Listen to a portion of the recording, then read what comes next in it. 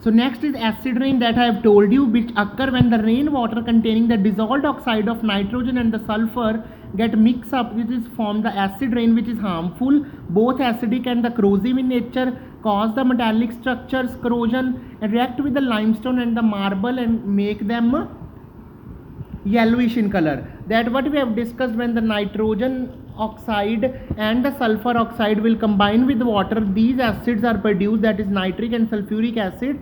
These acids are the harmful and can cause the acid rain. Now what will happen when these acids will combine? They react with the limestone, that is HNO3.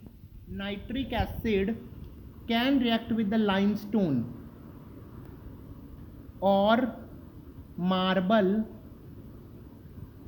and cause its color from the white to the yellowish.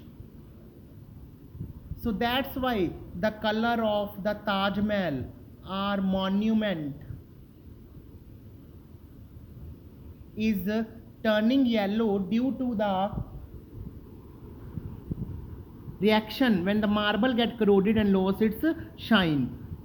So acid rain can also affect the plant and aquatic life. It destroys the plant, fish, and relate to the soil fertility. Clear? Here it is written that acid rain has corroded the marble structures such as the Taj Mahal that we have discussed. Next is the judicious use of the various sources of energy. So as a tremendous amount of population industrialization is rising, we should use the sources of energy judiciously so that they do not get waste and our country does not have enough petroleum reserve to meet our requirement.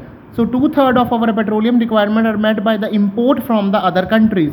So it is estimated that present rate of the consumption petrol resources on the earth will get exhausted in about 50 years and coal deposit in about 100 years.